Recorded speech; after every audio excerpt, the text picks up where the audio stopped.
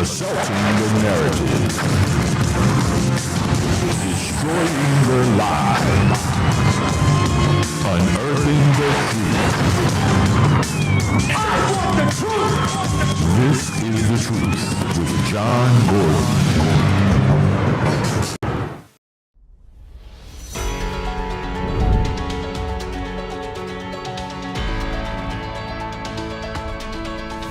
Happy New Year, everyone, and welcome to The Truth. I'm John Gordon. We've got some great programming planned for you in 2025. But right now, the first week of 2025 has not disappointed. There is a lot to talk about. Mike Johnson clinged to his speakership by the skin of his teeth, thanks to largely to Donald Trump. Trump lobbied members of Congress. He wants his agenda debated and policies implemented.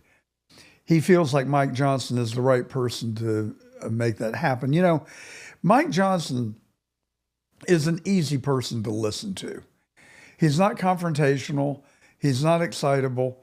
He is deeply spiritual and very happy to talk about his relationship with God.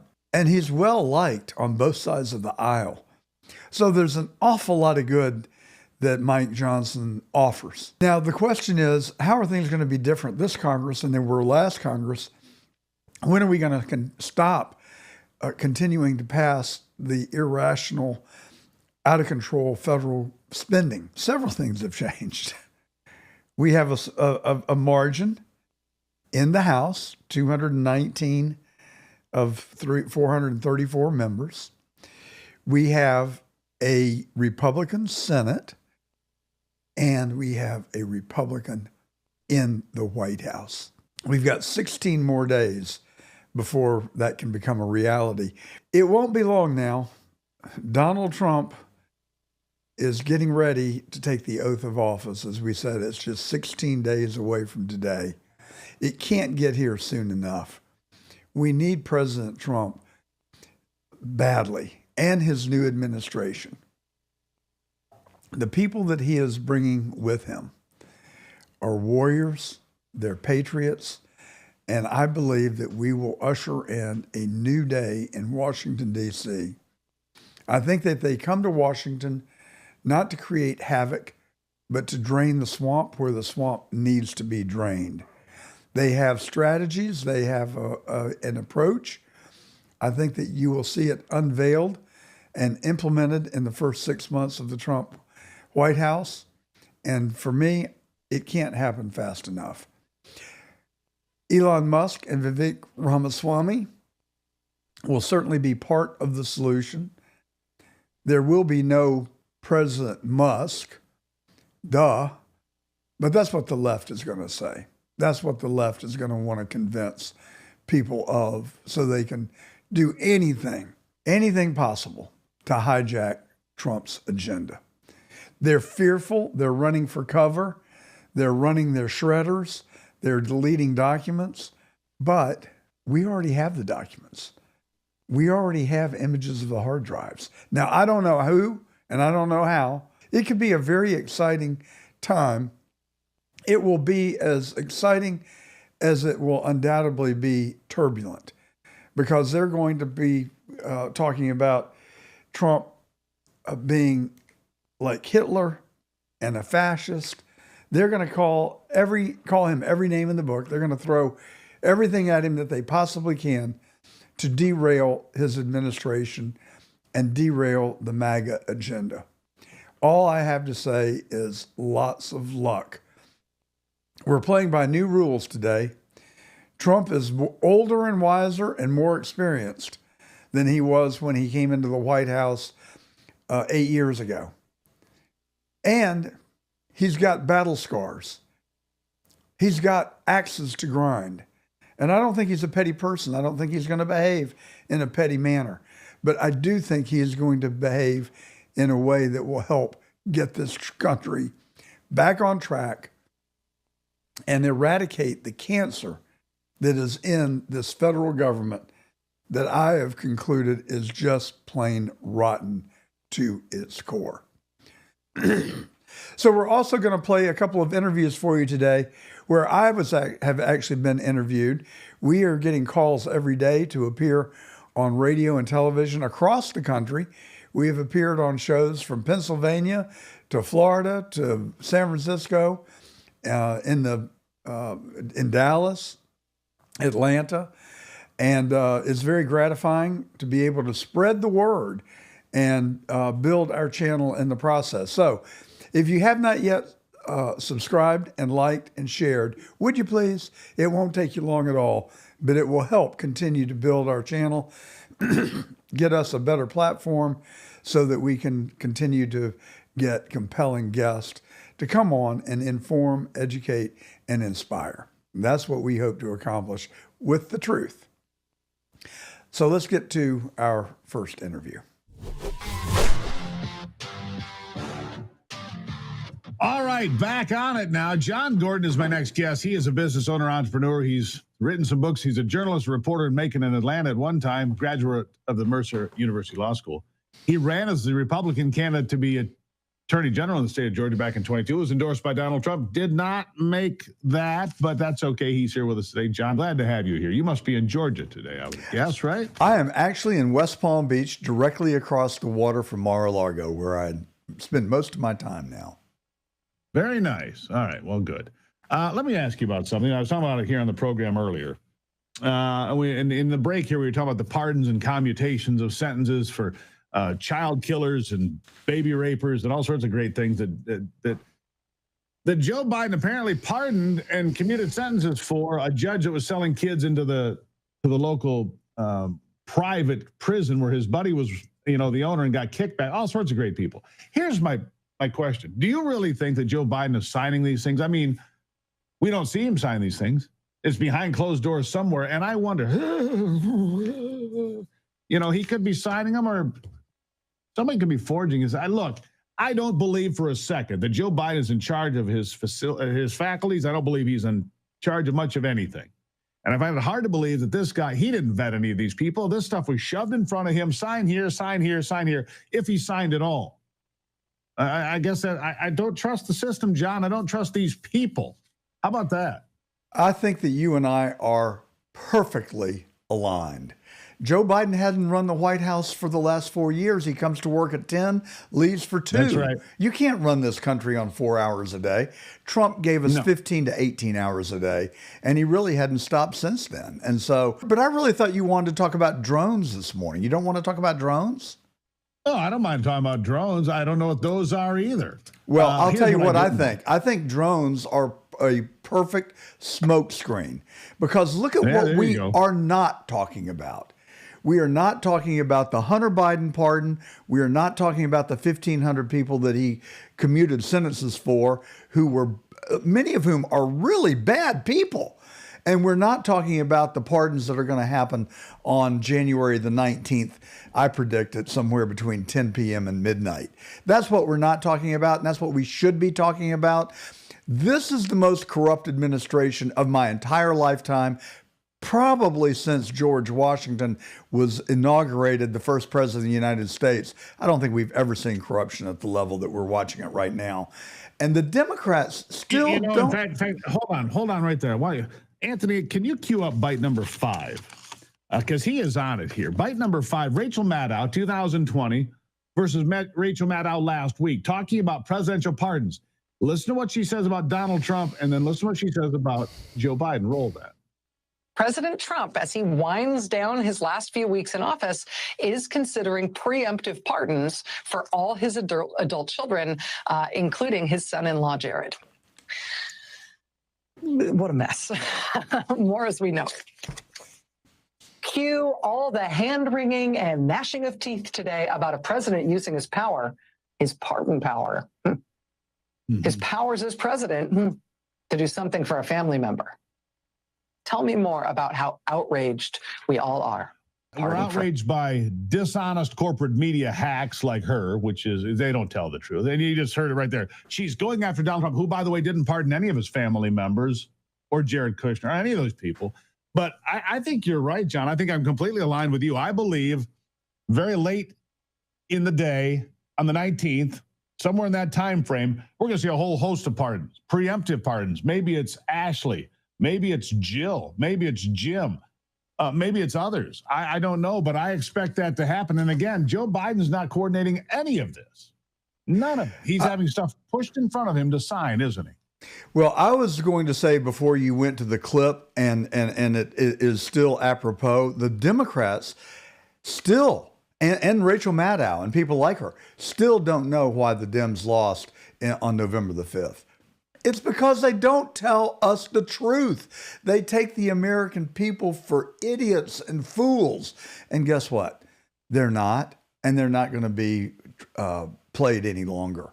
The list of people that Biden, I believe, will pardon in the waning hours of his administration are all very naughty, and none of them are nice. And they're Liz Cheney, they're Adam Schiff, they're Jerry Nadler, they're probably Nancy Pelosi, who is flagrantly guilty of insider trading, Jim Biden.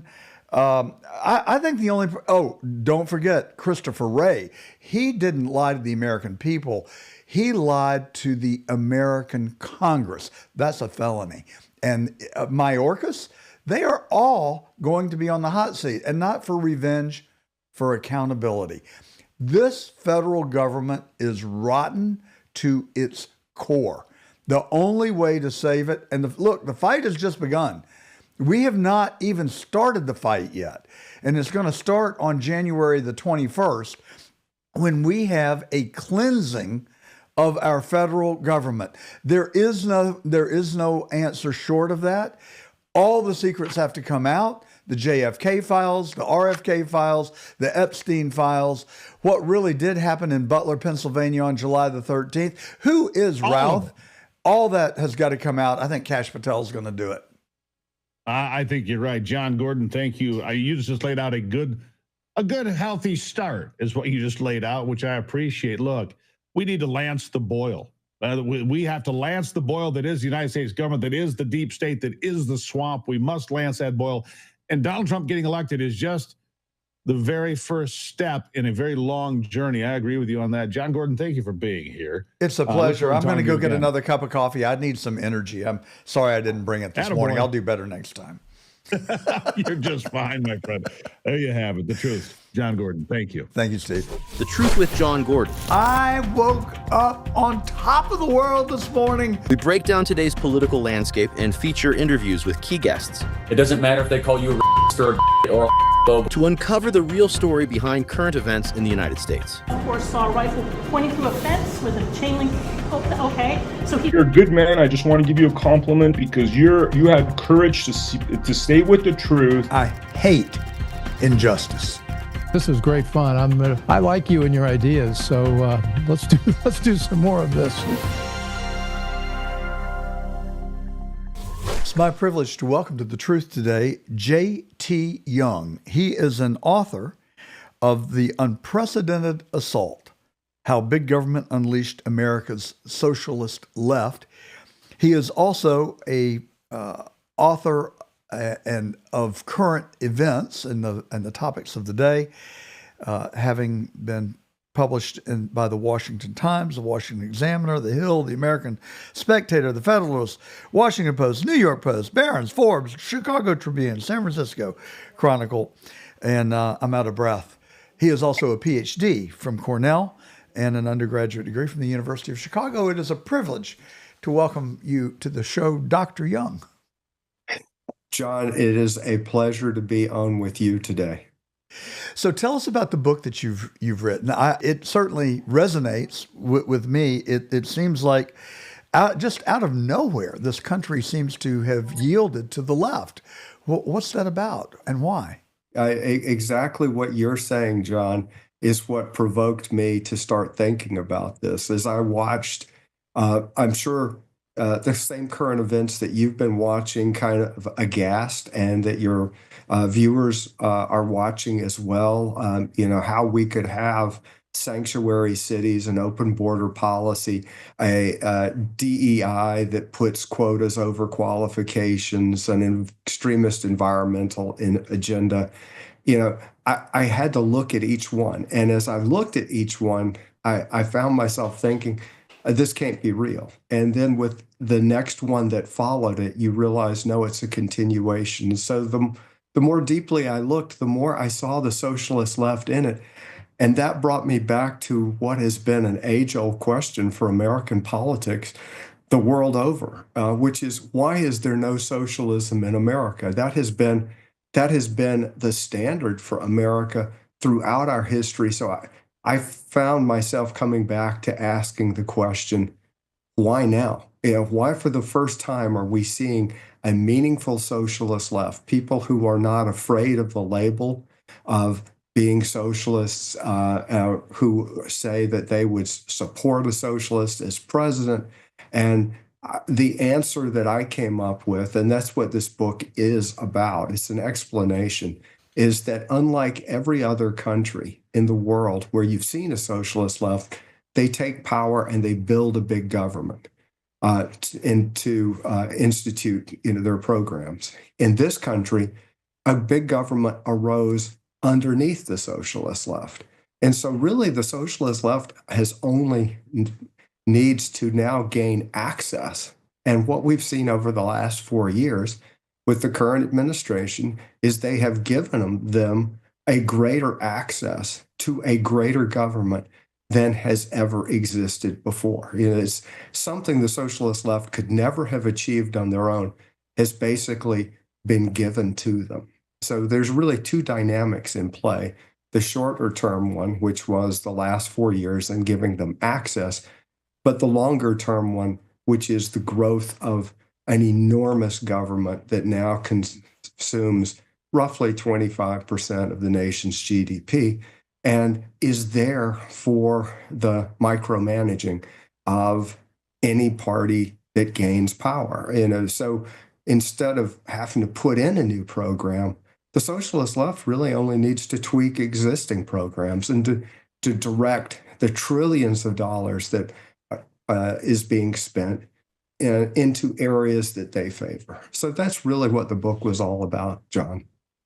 Well, I need to get a copy and read it, and I'm sorry I haven't done so prior to now, but it does sound like a very informed book that I would enjoy reading, or maybe I wouldn't enjoy it, but maybe need to read. But when I look back over my lifetime and the last 65 years of our nation and its evolution, it does seem to me that Lyndon Johnson and his Great Society is what really kicked this off.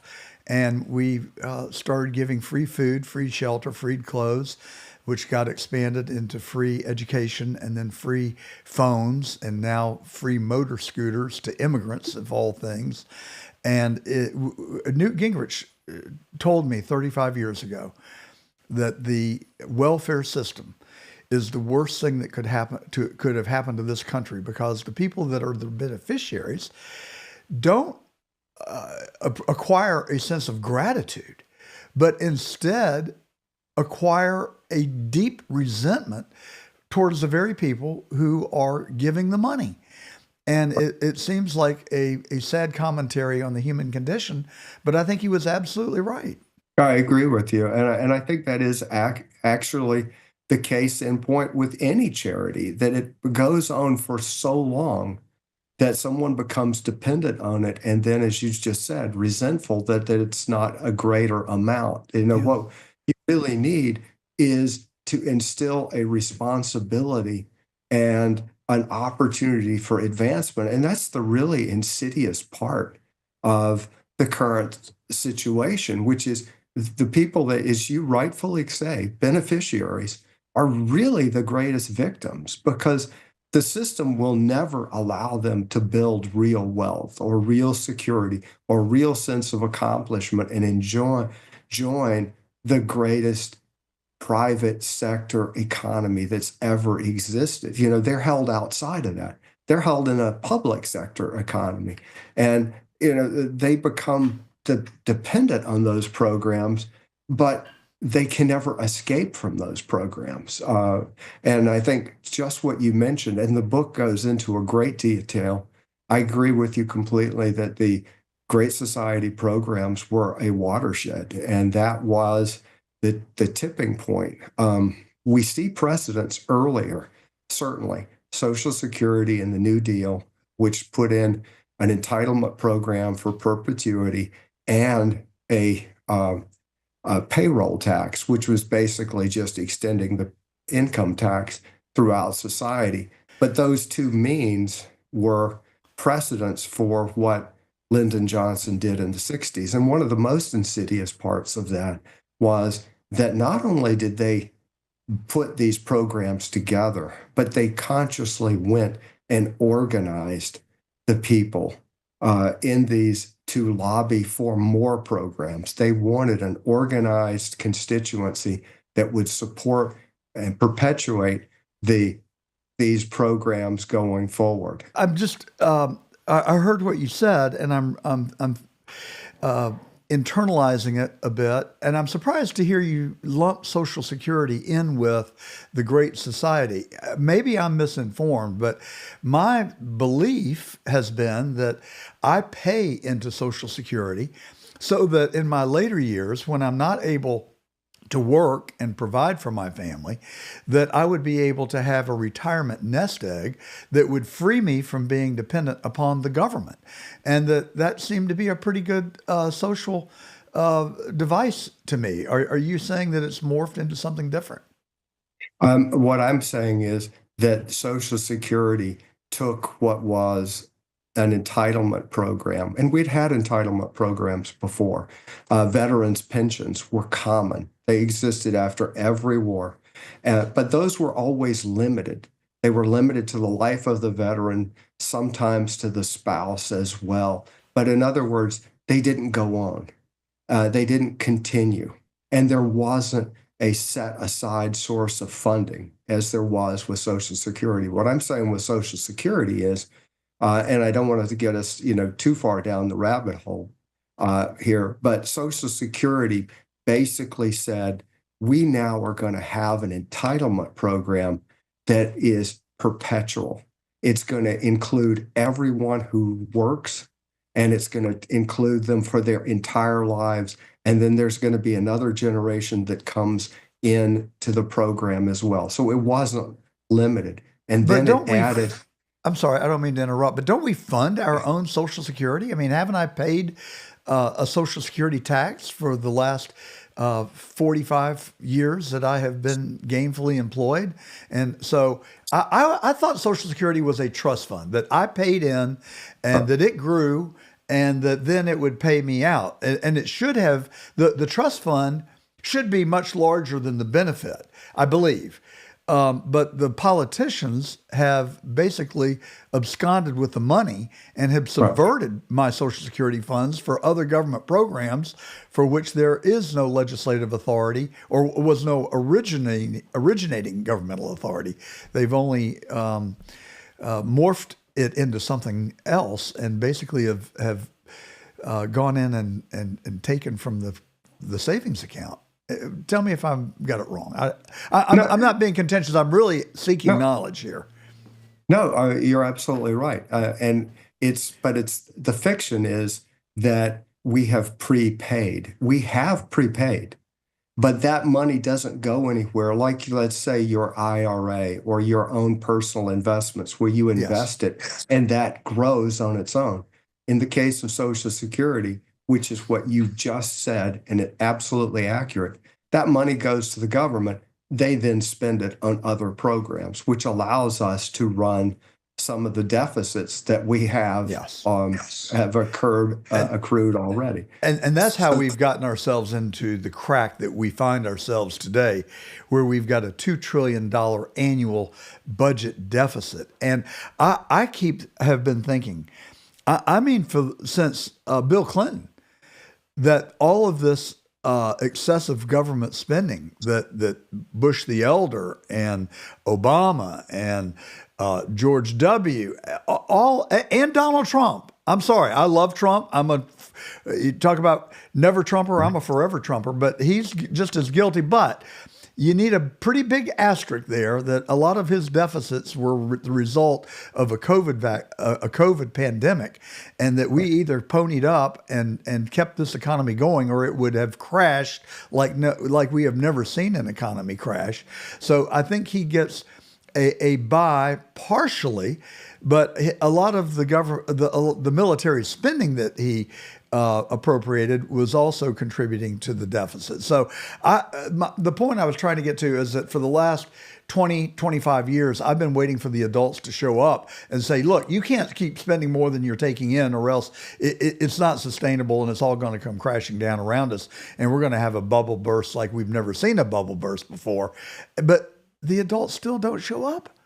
Every single time that we appoint a new speaker, they say, we're not going to do continuing resolutions. We're going to put discipline into this budgetary planning process. And they continue to go back and do the same thing that got us into the predicament that we are in. It is insanity. Please help me understand where we are and where we're headed. Well, you made a great reference to former Speaker Newt Gingrich. And if you remember the revolution, which was exactly 30 years ago, and Republicans took both the House and the Senate, and I was very fortunate to be working on Capitol Hill at the time and was right there with it. And we went through government shutdowns. We went through knockdown, drag-out fights with Bill Clinton, who did not want to put forth a balanced budget over 10 years. If you'll remember, that's what our goal was and our demand was, and we fought tooth and nail, and finally, Bill Clinton acceded to that. And then that unlocked what you saw, which were the last surpluses the country has run back in 2000. But we actually started to bring the deficit down faster than we thought we were going to. And the return that we got was just incredible. It's hard probably for people to remember, but I recall Alan Greenspan coming up to testify on Capitol Hill, where we were having real hearings about the concern that we were going to pay the national debt down, and that would then take away the Federal Reserve's ability to operate the monetary system. I mean, we were having real hearings that we were facing a crisis of having no debt. The cynical side of me says, allow us to continue acting irresponsibly so we can justify our existence into the future. That is just craziness to me. But I mean, again, you go back and you mentioned, you raised this very well. I mean, that was just a generation ago. I mean, people who are my children's age, and a little older than that, have no recollection that this happened. But we were running surpluses and running them so large that we were paying down the national debt, which is unthinkable right now. And you just mentioned, our current fiscal situation. The last fiscal year, we ran a deficit of about 6.4% of national GDP. That's how much our deficit was worth. And the only times we've run that was during the COVID disaster that you mentioned, and basically World War II. I mean, outside of that, we didn't have those. And now that's become the norm. So we're running $2 trillion deficits, as you mentioned. We're spending roughly 25% of the nation's GDP. We cannot stay on this fiscal trajectory. And I think the recent fiscal fight, which was not necessarily on the numbers that we're talking about, but just on the continuing resolution that just was recently signed, is that there was a sense, I think a positive here, that we're not going to accept business as usual. We're not going to have another continuing resolution that was 1,500 pages long and unveiled within a day or two before they were going to have a vote. Something no one was going to have had a chance to read, and people threw down a gauntlet, and that was the Trump transition, saying, no, we're not going to do this anymore. Well, let me ask you about that specifically. I've obviously heard that we reduced the budget from 1,500 pages to 150. Is that a red herring? Because we expanded the debt limit and we continued to engage in deficit spending. I'm not sure I care as much about the length of the bill as I do the amount of the bill. Help me understand where I've figured this wrong. No, I think you're right. We didn't tinker with the numbers as much as we should have. And I'm hopeful that the next administration will do in their upcoming budget, which will be released sometime in 2025. But I think here was what they could fight on within the period of time they had in which to fight, which was to say, we're going to strip out all these other unknowns, all of these earmarks, all of these things which were there strictly to appease people, to get them to vote for this resolution. And then, as you said, we came down and the Trump administration transition said, no, we're not going to do this. And they stripped out basically everything except what they had originally promised, which is we're going to fund the government and we're going to take care of the disaster. We're going to take care of disaster spending. So they at least they stripped it down, and the process is starting to be somewhat rationalized. The numbers, you're absolutely right. Not enough change here, but there wasn't time in which to do it. And let's be honest, do we want to have that negotiation now with a Democrat Senate, whereas next year it will be an all-Republican conversation when the Republicans take control of the Senate? Unfortunately, I have grown a bit cynical. I try and tame it. I try and keep it under control. You're right. We've got a Republican Senate, but we've still got Mitch McConnell. And he is not the majority leader. He is only the chairman of the Rules Committee, which determine which bills come to the floor of the Senate. So people may think he's gone away, but he has just shifted chairs as far as I'm concerned. Will we be able to get meaningful change in the way that our Congress does business?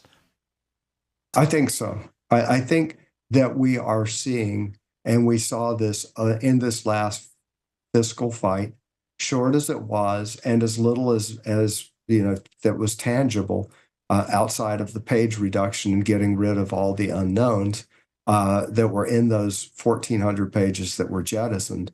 I think we are seeing the disruption that people voted for. I was looking at a poll yesterday that came out by The Economist and YouGov, and it had Trump's transition with a plus 11% favorability rating, which I know some people may think that that's not overwhelming. But you think of a person who has been vilified for 8 full years in every way possible by every member of the mainstream media, that this is now a person who's running a plus 11. And he's still a month away from taking office. I think people voted for disruption. They voted for change. I think a lot of those people saw this fiscal fight and they see at least they're making a stand and they're making a start. And I think that's going to continue. And again, President Trump, what he did on November 5th, where he won and beat the Democrats in the popular vote, which nobody really thought was plausible as something that would happen. And the reason for that is, if you look at the states of California and New York, they're so large and Democrats are so entrenched there that they run about a 4.5% popular vote advantage just on their votes in California and New York. And when you think that Trump not only erased that, but then built a majority on top of it, is, I think, to most people was shocking and a real wake-up call And I think there are people in both parties, and there should be, who are taking note of this and saying, we cannot have business as usual. This is not, we are not going to proceed the way we have. And this is not a person here who, in the form of Donald Trump, who is going to accept that. Well, there's no question he has a tremendous mandate.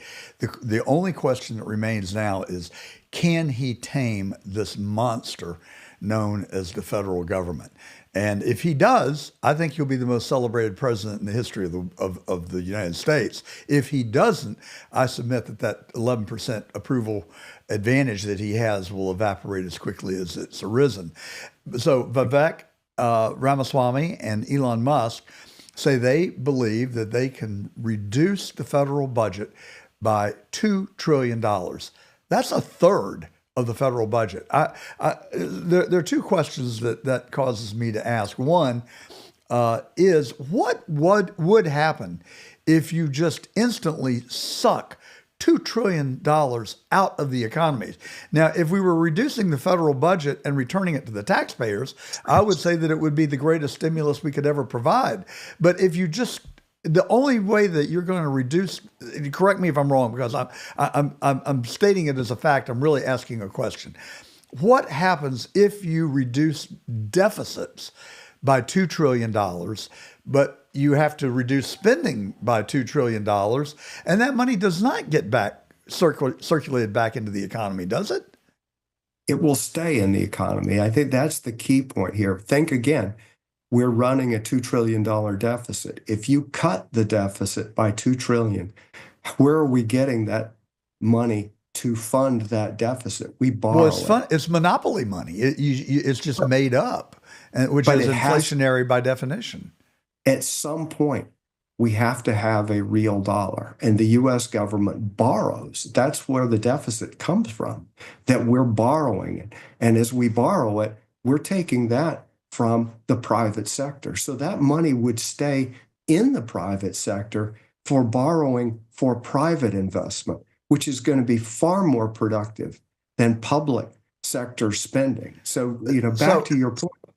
I'm just trying to go ahead, finish your thought. I'm sorry. No, the money stays with the private sector. The way it works right now is just because the government's not taxing that $2 trillion deficit, because obviously if they were, there wouldn't be a deficit. But because there's a $2 trillion deficit, they have to get it somehow. They're borrowing it. And they're taking that from private sector savings that could be allowed to remain within the private sector and be investment there that makes the economy more productive, makes more private sector jobs, greater efficiency in private sector usage than it certainly would be in the public sector.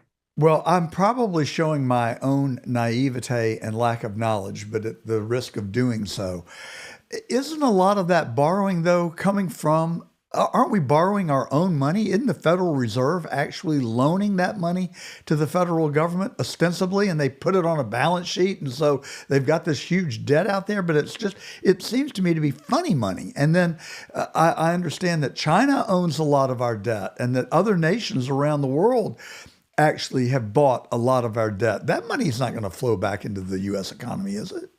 Well, it can come back in the form of investment in the private sector, even from foreign entities. But also remember, money that we're not borrowing, even if the money is being lent to us from countries overseas, we then have to pay interest on that money. Absolutely. So that money that we're not paying interest on stays here as well. So that I totally understand and agree with you on. There's a real positive dynamic here. And I think, again, going back to what we saw 30 years ago, when we started running surpluses and the economy was so much stronger than people thought, and we started paying down the federal debt at a rate that we didn't expect. I mean, we reached balanced budget well shorter than the 10-year projection that we were expecting. There is a positive dynamic that accelerates on itself if you give the private sector more jobs, more people working, higher wages, more productivity. And of course, that actually comes back to the government in the form of they pay taxes on that. And that further helps reduce deficits and helps, offset the spending that the government has. So we are living through a negative dynamic that's making things worse and worse, getting the deficit to 6.4% of GDP. But if you reverse the dynamic, you could see this starting to accelerate going the other way, which is what we saw, again, 30 years ago. Well, so I'm just not to beat a dead horse. I'm concerned that by reducing the deficit by $2 trillion, I don't know that it will happen in one day, one week, 1 month, 1 year, 2 years. I think it will be a gradual progression, but it seems to me that it could be deflationary from the sense that you're not then having that money being spent somewhere to help fuel the economy. If we were actually reducing the federal budget and it reduced the taxes that we collected, then I would readily agree that we're putting that money back into the economy and it would light the economy on fire. And so it almost seems like a two-step process to me. And maybe I'm just, not understanding the way that it works, but it seems that we've got to get the deficit eradicated first and then work on real savings that would reduce taxes that the American people pay that could then be used as for consumption. While I'm there, they're going to get. I got several thoughts running through my brain. I read that 94% of federal workers do not come to the office. Now, I run two small businesses. We have occasionally given people maternity leave and allowed them to work from home after they have the baby. We have noticed that a lot of the work actually does not get done. And while we pay them to stay at home and ostensibly work from home, a lot of the work falls to other people in the office. I'm sorry, I just am not a big believer of remote the remote workplace. Call me old fashioned. I am. I'm 71 years old, for God's sakes. But I do kind of cling to the traditional way that businesses work. And if you apply that to the federal government, 94% of the people that are employed by the government, I guess you could look at it as a good thing, because then we'd really be getting the value for the money that we spend. And God knows we don't want more government. So, but I guess what I'm trying to say is Ramaswamy and Musk are going to encounter huge pushback. And can they tame this federal government? And is it possible to get it under control? I think it is. Again, I think, what we've lacked is a desire to even try to do so. Yes. Certainly, there are a large number of protections that make firing a federal worker next to impossible. I mean, it can be done, but it's an arduous process. But I think that raises part of the DOGE, the Department of Government Efficiency, should be a part of their agenda, which is we need to streamline how people can be removed for non-performance. And I think also, too, just removing positions in government. How do we do more with less? I mean, you just mentioned being in the private sector, and everyone in the private sector knows there is a remorseless competition to be more and more efficient. How can I do what I'm doing with fewer resources, whether it's money, whether it's people, whatever it is. And then obviously there's also a pressure to do more. How can I do more? But the whole key is, how can I be more efficient? And I don't think we have had a desire to do that. Our desire has always been with the federal government as like, we'll just add more people. We're not going to make them more efficient. Well, that would take us down a completely different rabbit hole. We create these government programs and they never go away. I mean, we develop them to solve a problem, and the problem gets solved or it doesn't get solved, but oftentimes it does.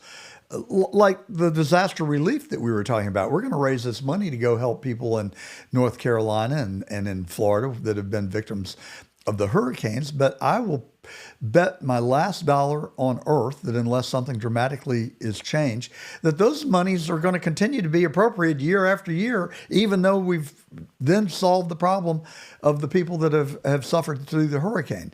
But I've got, well, two things. One is I think that if we just insist on January the 21st that all federal workers return to the workplace within 30 days, that you'll get a lot of attrition, and some of the problem will be self-correcting just by that one simple decree.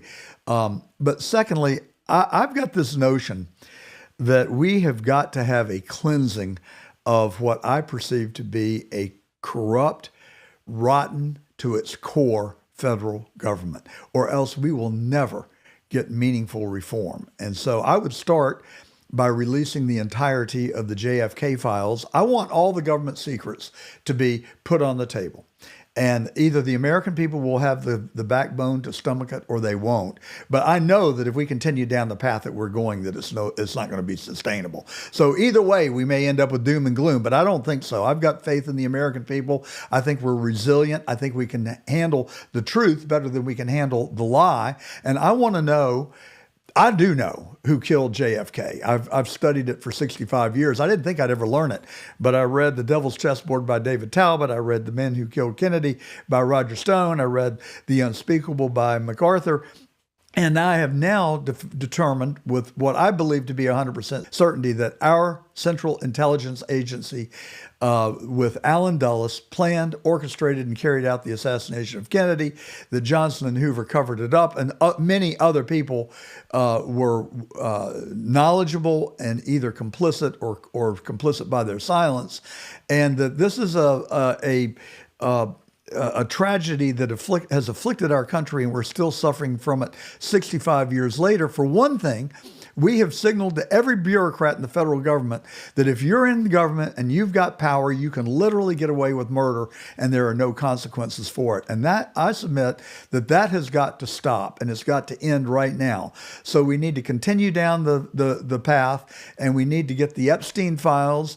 We need to know who did take a shot at President Trump in Butler, Pennsylvania, and what is the real story behind Routh in West Palm Beach. You know, there's so many linkages between Routh and this guy named Maxwell Urich, whose van was towed away from Butler. It was titled to Urich Ammunitions in Mesa, Arizona. He was named as a person of interest. Right after the attempted assassination, his name has gone completely silent. His parents filed a missing persons report on him the day after Butler. To my knowledge, he has not been seen or heard from since. We could talk for another half an hour about that, so I won't. But I'm just saying we need a cleansing in America, in my view, in order to reclaim the moral high ground and have the justification and the right to lead in the world. What's your thought, Dr. Young? I think we do. I can't speak by it because I haven't to the two episodes that you're mentioning, because I have not looked at those. But I definitely think I have looked at President Biden's pardons and commutations, and that it is concerning. And I have written an article recently, which was the point being that even if people are, beyond the reach of punishment, the investigations are important. And I would add the COVID would be one. I would add to that list. Illegal immigration is one I would add to that list. The Afghanistan withdrawal is one I would add to that list. I think over and over to see, how did this happen? Who was involved? To understand what was a huge financial investment and huge sacrifices by the American people in any number of episodes as to how was this allowed to happen? What took place? How was this not known? How was it suppressed? And I think we see more and more questions arising, whether, it's in the case of COVID, whether it's in the case of illegal immigration, how were these things done? And I think the American people have every right to know. And the investigations are more important than the punishments, because if we are going to make sure that this does not happen again, we have to know what happened in the first place. I could not agree with you more. If Biden pardons these people, as we expect that he will, and I think that the commutations really were acts of grooming, acts of warming us up to the notion that many more pardons are coming. I expect Mayorkas, Garland, Jim Biden.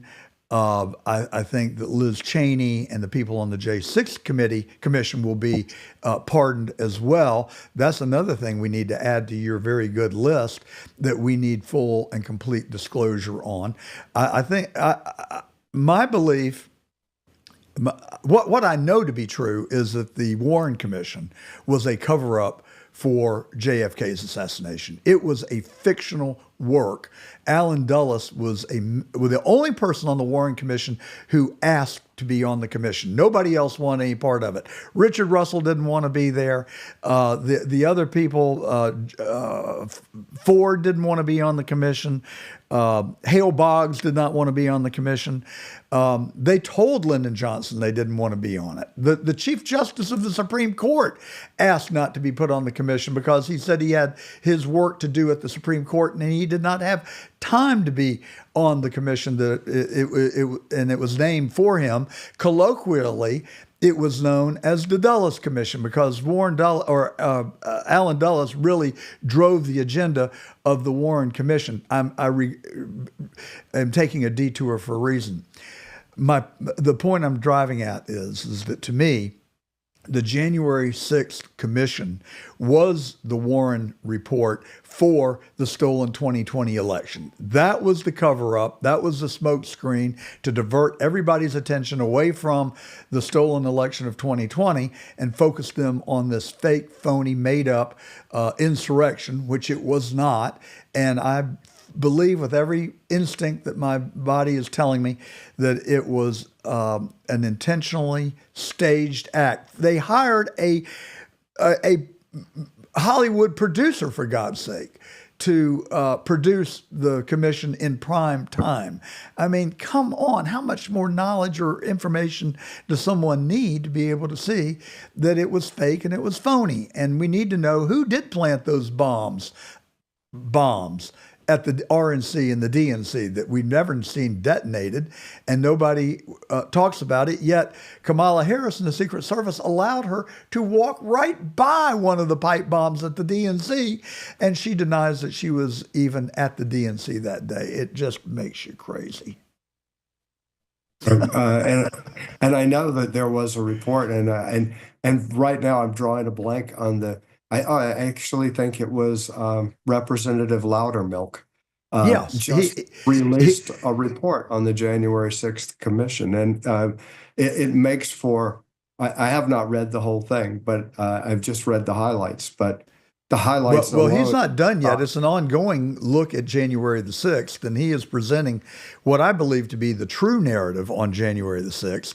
And I think when we really start pulling back the layers of the onion, we're going to find out that Liz Cheney, Adam Schiff, Kinzinger, Benny Thompson flagrantly, knowingly, intentionally lied to the American people for their own greed for power. And Nancy Pelosi was the puppet master that created it. And I think they're a blight on America, and they cannot exit the stage fast enough for me. And the fact that the people of California could elect someone to the United States Senate who was censured by the entire House of Representatives is just amazing to me. These people need to go. Well, California is the keystone for the Democrat Party's power in the country, whether it's fundraising, whether it's popular votes. I had mentioned that earlier. They just run enormous vote surpluses there. their huge number of surplus House seats that they have over the Republicans there. California is definitely the core of the Democrats' power in the United States. Well, and a lot of the good people in California have left and have left the state. And I wish my son, daughter-in-law, and grandbaby would likewise leave and come to sunny Florida, where the politics is good and the weather is delightful. JT Young, thank you so much for coming on with us today. It has been an absolute pleasure and delight. I hope you will come back on again and continue to inform. And I look forward to reading your writings. JT Young, PhD from Cornell, an author and political commentator. Thank you so much for your time today, and Happy New Year. And to you, John. Thank you so much for having me. That's a pretty big feather in your cap if you're a MAGA American right there. I'm digging that. Got his law degree from Mercer University down here in Georgia. But you're probably going to know him best as the host of The Truth with John Gordon. That, of course, means that my guest is Mr. John Gordon. John, thank you so much for coming on with us tonight. I appreciate the opportunity to get to talk to you for the first time. Before we get into any topic at all, how are you today? I am fantastic. TGIF, and let's tap into some truth. Let's do that. That sounds like the perfect thing to do since we're all dressed up and ready to go, as they say. The topic that we were going to discuss tonight, and we can veer off of it if you like to any degree that you want to, because there's so many things going on, but I do want to start with where we were planning to. We've seen here recently people that are supposed to be responsible administrators, people who are supposed to be in charge of very serious departments with very serious jobs, get into shouting matches at congressional hearings.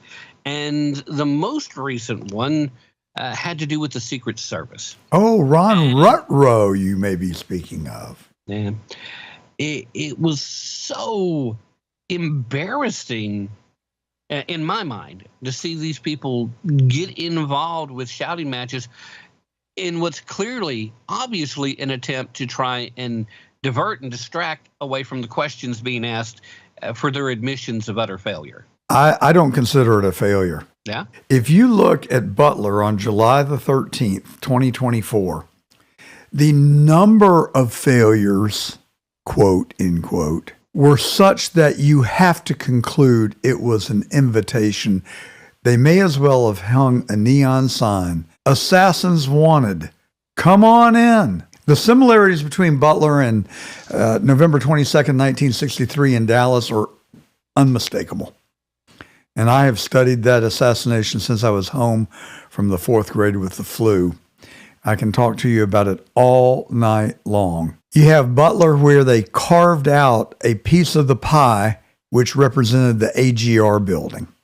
The perimeter was not secure, just like the perimeter was not secure in Dallas. They had a lone gunman that I don't believe was the lone gunman, or possibly not even the gunman. If you want to unravel Butler, Pennsylvania, find Maxwell Urich. He drove a white van to Butler, Pennsylvania from Mesa, Arizona. It's titled to Urich Ammunitions. That would be owned by his father. Maxwell Urich fought in the Ukraine just like Roth did, who was the alleged assassin, attempted assassin in West Palm Beach a month later. And they both had ties to the CIA. I'm not making this stuff up. I mean, it's documented, it's real. And the mainstream media videoed the van being towed away from Butler within minutes after the attempted assassination, and they reported that this van contained explosives and that the Maxwell Urich was a person of interest. Then a couple of hours later, they said, oh no, Maxwell Urich, we were confused, we were mistaken, it's really Thomas Matthew Crooks. Well, I don't know how much time you want to spend on this, Tim, but Urich and Crooks were about the same age. They were about the same build. They looked, their haircuts were similar. Well, no, that's not exactly true. Urich's hair was longer, but the Crooks, or rather Uric, had gauges in his ear. And where he took had taken the gauges out, his ears healed and it left a scar. Now, if you look at the shooter on the AGR building and you zoom in, that shooter has a scar on his ear. Crooks did not have gauges. He did not have a pierced ear, and he had no scar. So I don't know. There are more questions than answers, and I don't want to give rise to things that are not truthful, but that's what I have learned. That's what I am suspicious of and open to receiving additional information on. But we need answers. We need a cleansing in America. All the secrets need to come out. The JFK files need to be released. The Epstein files need to be released. And we need to unravel the mystery surrounding July the 13th in Butler, Pennsylvania. I could go on. Oh, and January the 6th. Let us not forget. Right. See, I suddenly have this image in the back of my mind of every guilty swamp dweller right now screaming the lines from A Few Good Men, "You can't handle the truth." And that's their excuse for not giving it to us. And you're right. When it comes to Butler, Pennsylvania, there has never been anything satisfactory. Every last protocol, every last standard of investigative procedure was violated in some way or another. And so many things happened that are at least questionable at best in regards to who got hit in the crowd. How did they get hit? How many actual shots were fired? How did the Secret Service agent in Florida miss this guy from 5 feet away, firing 6 times? I'm pretty sure that my grandson, who is almost 2, could hit somebody if he fired 6 times that was only 5 feet away. Well, I'm not trying to contradict you at all. I'm not sure he was 5 feet away. And I went out there within an hour of when the news came out. We attended the press conference with the sheriff, with the Secret Service, with the FBI, with the state's attorney.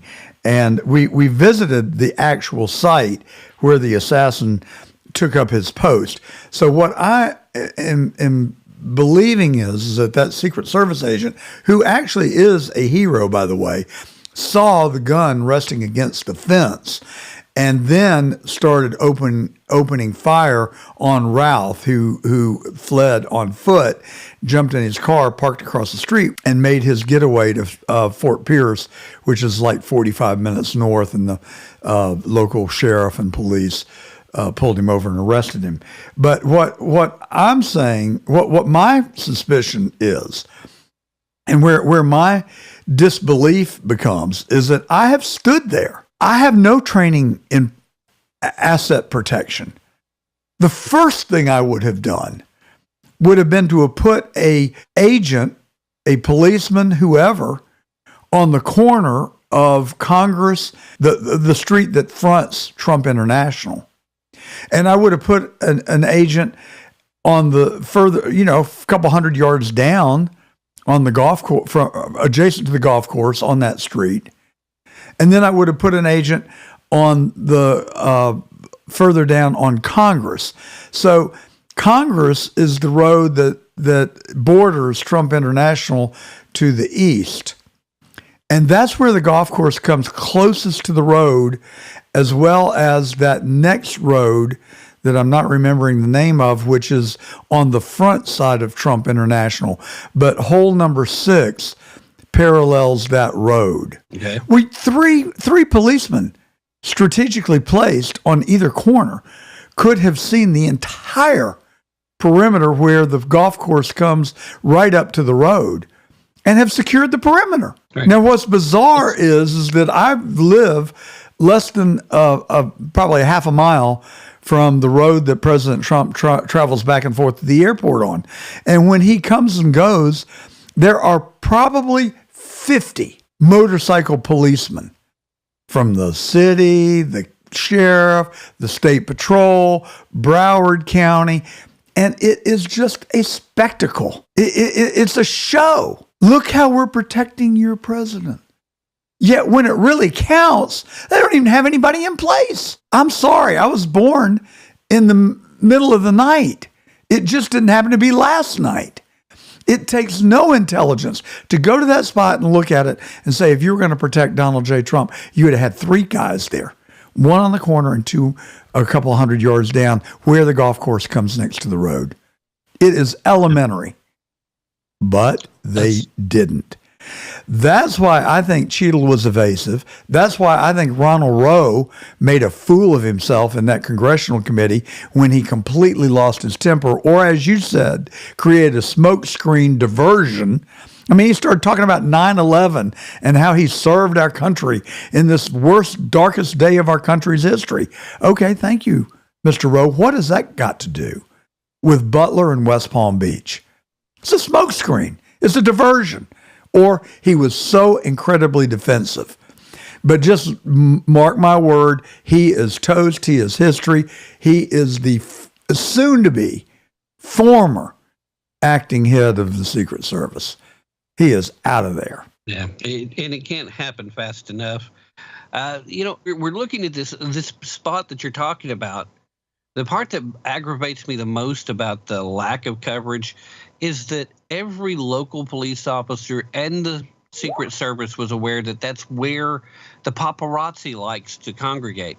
I'm curious why the paparazzi wasn't there that day if this guy who supposedly just randomly showed up knew Trump was there and none of them did. It seems so odd. Just another question. And I guess since you said you've been there in person, I'm going to take your word for it because I haven't been there in person. I haven't walked the golf course or seen the fence directly.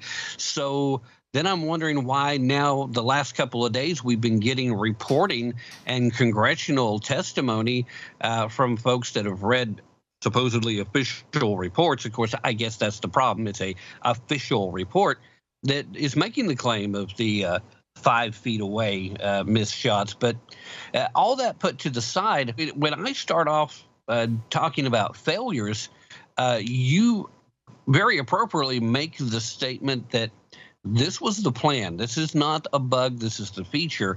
But I'm coming from the point of view of what the role the Secret Service is supposed to play. The Secret Service is not supposed to be a paper tiger. It's not supposed to be a bunch of folks just sitting around playing cards in an air-conditioned building while they're waiting for the local cops to go botch something. And yet that's the official story, the one we're supposed to believe. I don't want to believe that there is some inside effort, if not directly to assassinate Donald John Trump, but to at least hope someone else will.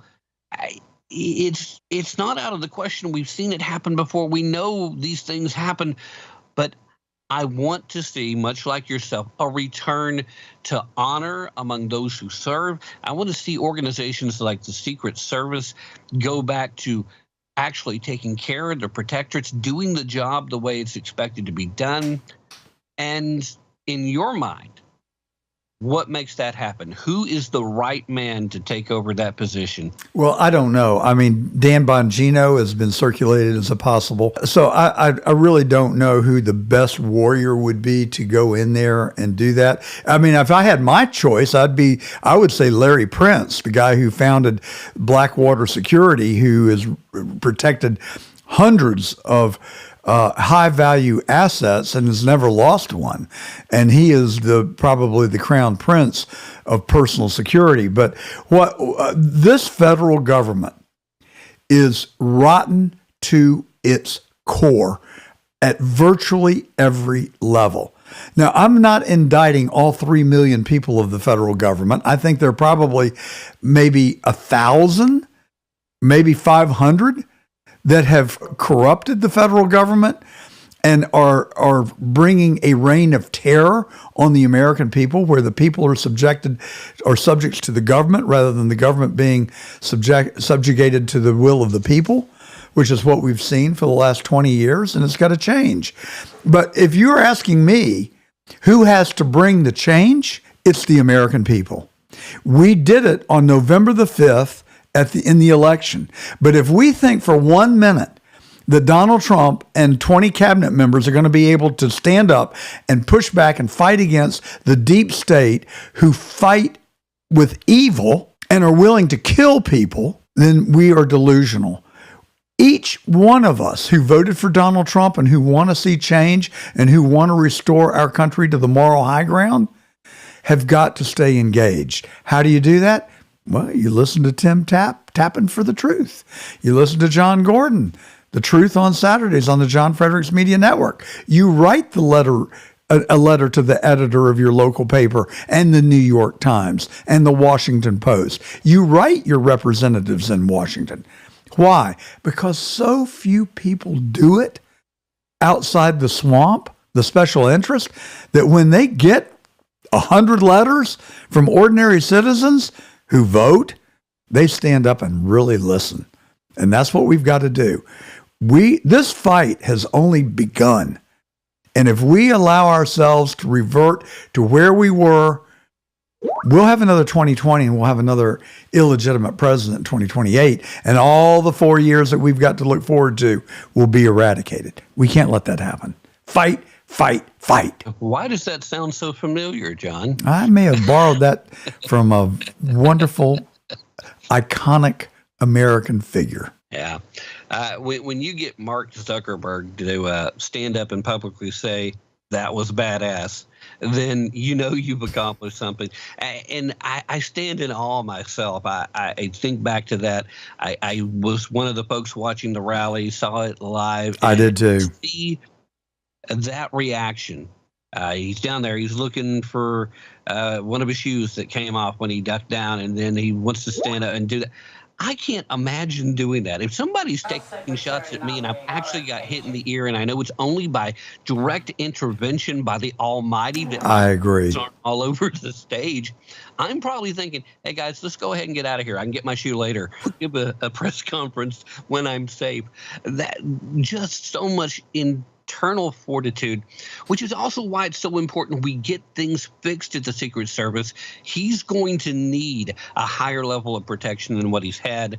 We need a return to that because he's got a lot of work to do. And you're absolutely right. We are past the point now of being able to step back and do these things. We've sent Trump to be the front man. We've now sent more help for him to get the work done. But it's still a question of us rolling up our sleeves and doing the hard work itself. And between clearing out this country with the illegal criminal gangs that are running roughshod and trying to get things settled on the world stage and just a return to freaking common sense in some of these blue states, so much to do. And it's vital that we get it done in a hurry because the roadblocks are being put in place. John, I hate to, because it feels like we're barely even getting started, but our time is quickly coming to an end. So I want to give you a chance to put any final parting thought you want to put out there, and then please let people know where they can find your work, share any websites you want to share, and as long as you invite people to follow you anywhere on social media, feel free to share your handles and platforms as well. The stage is yours, sir. Well, that is very kind of you, Tim, and I really appreciate the invitation to come on your show. I hope this is just the beginning of a long relationship that we can develop between ourselves because you care about the truth just like I do. That's all I care about. I'm 71 years old. I've got a new grandbaby. She's a year old. I want her to be able to live in a country where we have freedom of speech, freedom of religion, the pursuit of happiness. That's what America was founded on. That's the world that you and I grew up in with Lassie, Tinkerbell, Ed Sullivan, the things that made this country what it was so great. We can restore that. We can get it back, but we all have to fight for it. Reagan told us freedom is not free. We have to continue to fight for our freedom.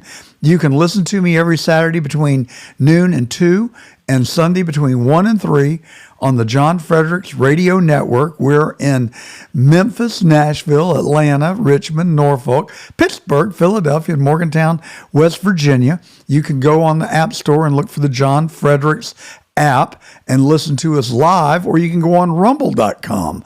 All of our shows are listed there under John Gordon Truth. And that's where you can also find us on Getter, YouTube, and X. Just search for hashtag John Gordon Truth. We're right there. You can write me, johngordontruth@gmail.com. I promise you, I will read it. And if I can, I'll respond to it. And I just really appreciate the time today. All right. I thank you so much for all of that. Something tells me we need to get together over on the Tap Into the Truth Rumble channel, where we can really sit back and have a long conversation, because it feels like there's a lot to talk about, John. Thank you for coming on. I wish you and your family and all of your associates a very Merry Christmas as well. And keep doing the great work.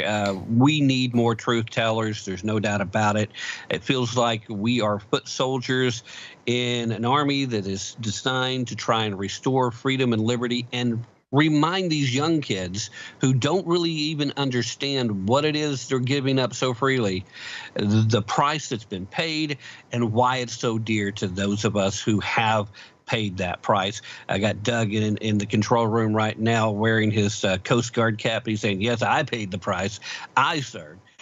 Doug's my new best friend. You got a great producer there. I just want to tell you one last thing. It was the young men in America that got Donald Trump across the line. It was a unique, once in a lifetime occurrence where all these people shifted. The young men in America got Trump elected. We can talk about it on Rumble at a later time. Everything you said to me, back at you, my friend. Thank you, sir. We'll get together soon. Meanwhile, Godspeed to you, and look forward to our next get together.